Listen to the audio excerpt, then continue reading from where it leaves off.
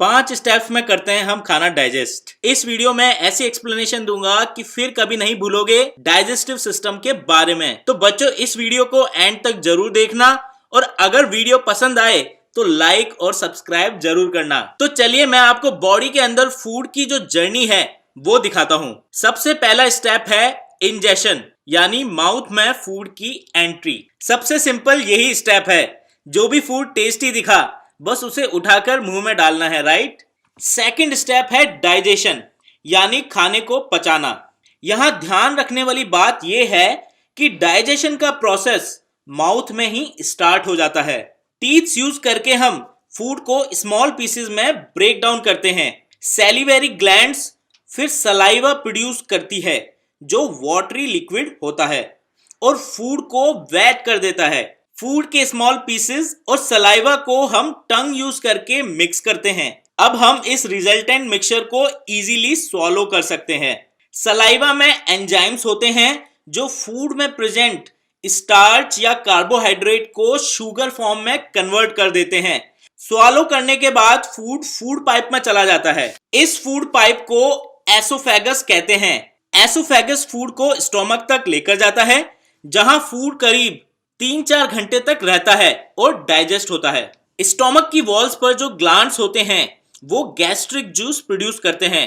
इस जूस में 3 सब्सटेंस होते हैं, hydrochloric acid, pepsin enzyme and mucus. यहां मेन काम पेप्सिन एंजाइम का होता है जो फूड में प्रेजेंट प्रोटीन को डाइजेस्ट करके स्मॉलर मॉलिक्यूल्स में कन्वर्ट करता है।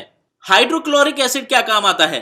पेप्सिन एंजाइम केवल एसिडिक मीडियम में ही काम करता है और हाइड्रोक्लोरिक एसिड गैस्ट्रिक जूस को एसिडिक बनाता है ताकि पेप्सिन प्रोटीन को प्रॉपर्ली डाइजेस्ट कर पाए। और हाँ, ये फूड में प्रेजेंट बैक्टीरिया को भी किल करता है। म्यूकस क्या काम आता है? म्यूकस स्टोमक की इनर लाइनिंग्स को हाइड्रोक्लोरिक एसिड से प्रोटेक्ट करता है, अदरवाइज स्टोमक के सरफेस पर इरोजन हो जाएगा और अल्सर्स फॉर्म हो जाएंगे। आगे बढ़ते हैं बच्चों। अब ये पार्शियली डाइजेस्टेड फूड एंटर करता है स्मॉल इंटेस्टाइन में। स्मॉल इंटेस्टाइन 6.5 मीटर्स का एक नैरो पाइप है जो कॉइल फॉर्म में अरेंज्ड रहता है। स्मॉल इंटेस्टाइन में फूड का डाइजेशन कंप्लीट हो जाता है। फूड में present carbohydrates, protein and fat सबका फाइनल डाइजेशन यही होता है। स्मॉल इंटेस्टाइन से कनेक्टेड होते हैं लिवर और पैनक्रियाज। लिवर एक सब्सटेंस रिलीज करता है जिसे बाइल कहते हैं, जो लिवर में गॉल ब्लैडर में स्टोर्ड रहता है। बाइल नेचर में एल्कलाइन होता है एंड इसमें सॉल्ट्स होते हैं जो फूड में प्रेजेंट फैट्स को स्मॉल पार्टिकल्स में ब्रेक कर देते हैं ताकि एंजाइम्स इन्हें इजीली डाइजेस्ट कर पाए। ये एंजाइम्स पैनक्रियाज से स्मॉल इंटेस्टाइन में आते हैं और ये एल्कलाइन मीडियम में ही वर्क करते हैं।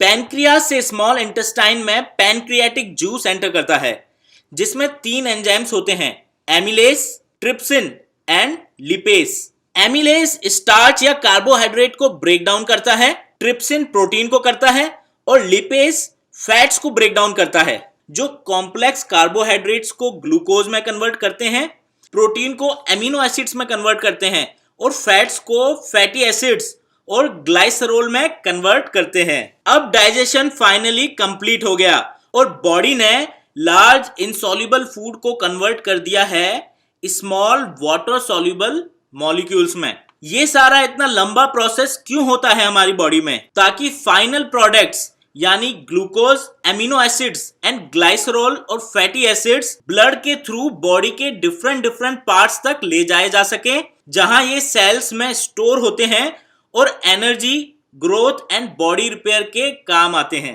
ब्लड में ये प्रोडक्ट्स 3rd स्टेप में मिक्स होते हैं। इस स्टेप को एब्जॉर्प्शन कहते हैं। स्मॉल इंटेस्टाइन की सरफेस पर millions of tiny finger shape projections होते हैं जिन्हें विली कहते हैं। इन विलीज से ब्लड वेसल्स कनेक्टेड होती हैं। विली फूड को एब्जॉर्ब करते हैं और ब्लड वेसल्स तक पहुंचाते हैं। 4th स्टेप है एसिमिलेशन। इस स्टेप में blood digested and dissolved food molecules को यानी glucose, amino acids and glycerols को बॉडी सेल्स तक लेकर जाता है। इन मॉलिक्यूल्स की कुछ क्वांटिटी तो cell immediately energy and repair के लिए यूज में ले लेते हैं। जो फूड मॉलिक्यूल्स एक्सेस बच जाते हैं वो लिवर में ग्लाइकोजन की फॉर्म में जाकर स्टोर हो जाते हैं और जब जब बॉडी को नीड होती है ये ग्लाइकोजन बॉडी सेल्स को एनर्जी देता है। लास्ट स्टेप 5 है इजेशन। जो फूड बॉडी स्मॉल इंटेस्टाइन में डाइजेस्ट नहीं कर पाती वो लार्ज इंटेस्टाइन में चला जाता है। यहाँ रिमेनिंग फूड का पूरा वाटर विलीज की हेल्प से लार्ज इंटेस्टाइन एब्जॉर्ब कर लेती है और फाइनली ये सॉलिड फूड रेक्टम में जाकर स्टोर हो जाता है।